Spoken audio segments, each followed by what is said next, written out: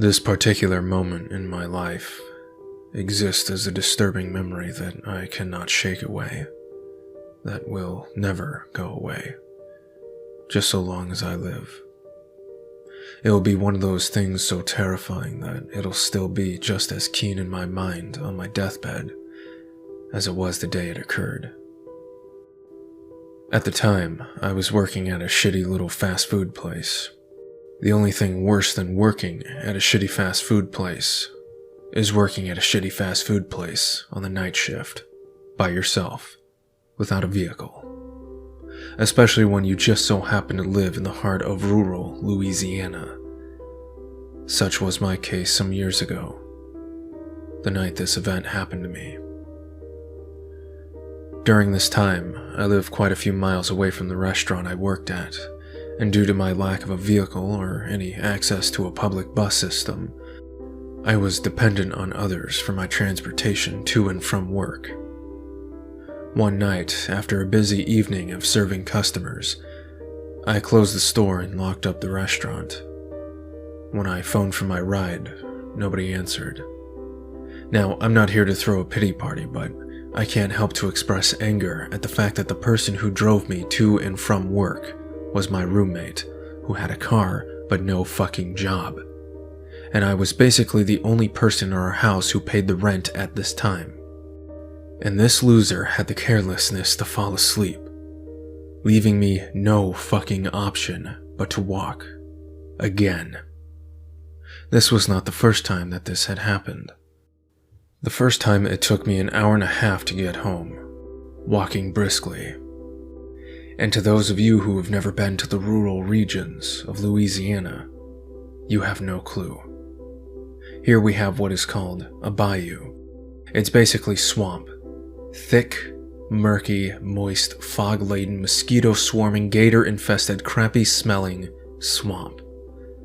With thick, tall grass, cattail, cypress trees, and heaves of pond scum. And I just so happen to live on the bayou, all the way down a long dirt road, with hardly any streetlights and thick swamp on both sides of the road. There are no side roads, and the houses down the street are separated sometimes by more than a quarter mile. It's not merely spooky walking down this road at night. It's fucking terrifying. You hear sounds, both real and imagined, coming from the bayou. Chirping, croaking, howling, grunting animals. The rustling of leaves and branches in the canopy of the cypress trees, and the splashing water from underneath them. That's the worst. You can hear the sound of something lurking nearby, abruptly dunk underwater. It can be a turtle, a snake, or an alligator. You never know. You just keep walking, with your teeth and hands clenched tight, hoping nothing crawls through the tall grass next to you and onto the road. Or, even worse than the subtle dunking sounds, the sudden splashes that happen when you're walking and scare a toad or a frog and it jumps into the water. The sound makes you almost shit yourself as you begin a running spree that lasts about 3 seconds before you realize what it was. And then you're left with your heart pounding so hard that the sound of your blood gushing in your temples scares you just as much. These are the types of things that happen when you're in the bayou. This is what I had to look forward to that night as my asshole roommate slept sprawled out on the sofa, with the television set probably tuned into reruns of the Three Stooges and the Marx Brothers. And don't get the impression that I simply called once and gave up. You can trust that his cell had around 7 or so missed calls, 3 very unfriendly voicemails, and several aggressive text messages. I could just imagine his phone laying in another room of the house, softly vibrating in my desperate attempts to reach him as he snored. But eventually, I gave up, and having just about no other friends to contact in the area as a recourse, I stopped by the nearby gas station, grabbed an energy drink, and began my walk back home. Now, you must understand, the first 30 or so minutes of my walk isn't that bad. I'm still in the most populated part of town, and there are streetlights, stores, houses, and cars passing by in large numbers. That's important. If there are a lot of cars going by, you feel safer than when there are very few cars going by. Because when there are only 1 or 2 cars that pass you every 3 minutes, that means there could be a psychopath in one of those cars, and they may have just enough time to stop by and murder you without being caught. But if there are a lot of cars around, there may be a psychopath passing by, but they'll most likely not kill you because there are too many people around to witness the crime. At least that's my reasoning. I digress. No psychopaths pulled up next to me as I walked about this part of town. Next, there comes a time in my journey where I have to turn down several suburban neighborhoods and walk some streets to get where I am going. And here's where things get a little less safe, and I have to be a little more cautious. There's less traffic down these roads, and you never know when some punk or gang may be hanging out in some empty lot or house, who might mess with you or try to pick a fight or mug you or just take an empty bottle of malt and bash your skull in. You know, as an initiation ritual or something. These are the thoughts that go through my head as I walk this region, and they keep me on my toes, until I reach the point where the houses become fewer and fewer, and the bayou begins. This is where the dirt road leading to my home is, and that's where I found myself this night, on foot. I look down the narrow road. You can only see so far before it fades into misty darkness. I resented that I would have to spend the next hour walking its distance until I reached home. But anger took hold of fear when I thought about how all this could be spared if not for the neglect and carelessness of my roommate. When I got home, I was really going to have it in for him. I truly considered at that time the possibility of physically smacking his damned face. And with this thought in mind, I launched defiantly down the road. And the further I walked, the darker it became, until no light shined but the stars and a sliver of the moon above me. Very soon the sounds of any vehicle was completely non-existent. There was just me, the road, and the bayou, and whatever creatures dwelt there. I heard the crickets chirp, the frogs croak, and the occasional bird coo. To avoid fear, I focused on their chorus and let their sounds preoccupy my mind. I walked, watching my shoes press into the sandy dirt as I placed one foot in front of the other. I'd count my steps until I reached 100. Then I'd begin again.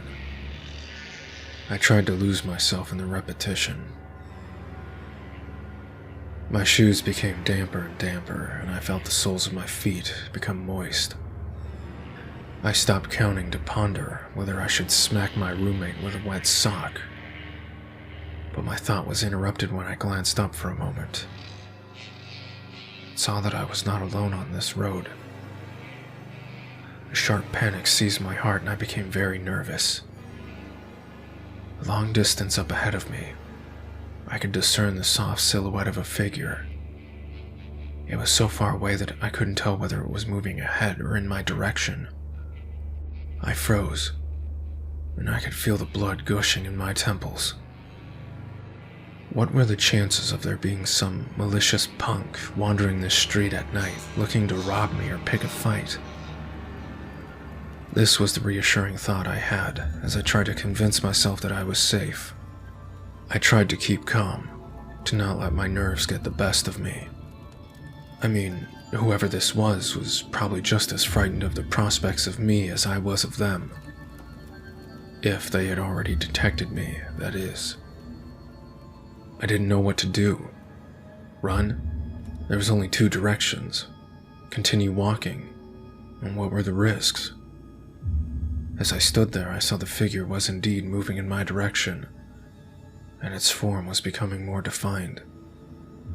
And this was the time I began to notice how awkwardly it was moving. The figure didn't walk normal. It didn't bob up and down like how a normal person looks as they walk. What was coming towards me, it would seem from my perspective, moved in short, quick, jerking movements.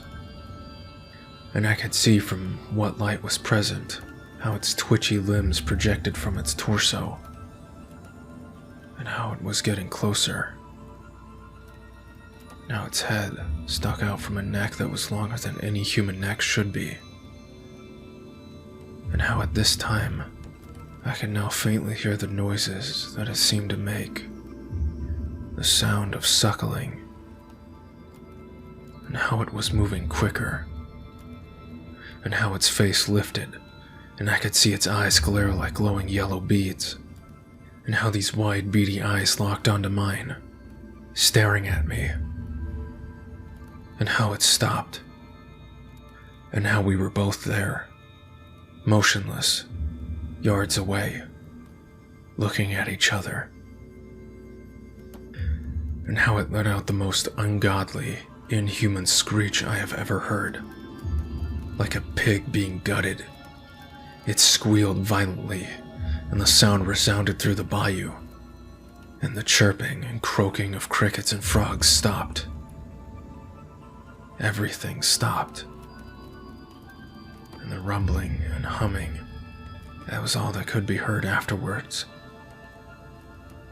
The rumbling and humming of a motor ahead, a vehicle speeding towards us, tires racing loudly.